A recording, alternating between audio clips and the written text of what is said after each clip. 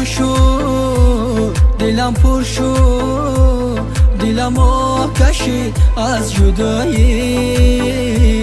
بهانه بود همه گپات شود روزه که نزد من بیایی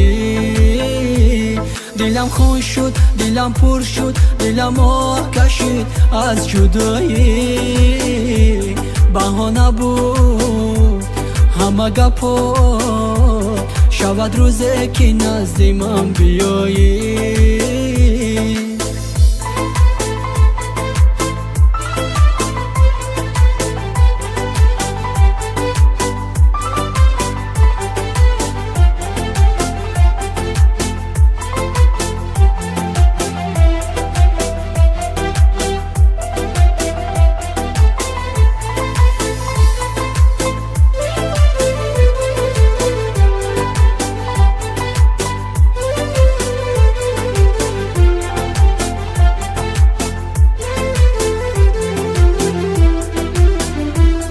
با دنیای دلی ناکس میرفتی و پناه گردی با غمهای دلی ناشنایت مبتلا گردی نکردی رحم بر حال دلی آزرده دل زارو شود روز پوشیمان گشتد داغ جفا گردی نکردی رحم بر حال دلی آزرده دل زارو شود روز پوشیمان گشتد داغ جفا گردی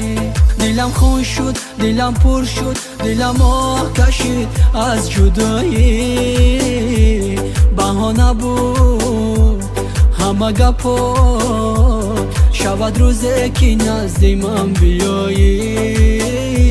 شود روزه که نزد من بیایی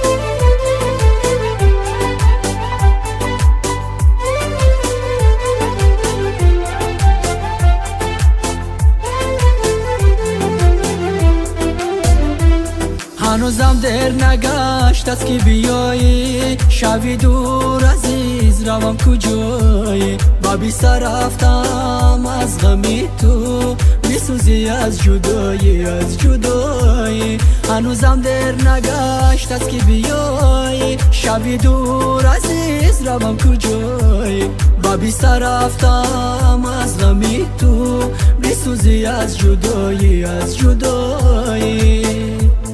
دلم خون شد دلم پر شد دلم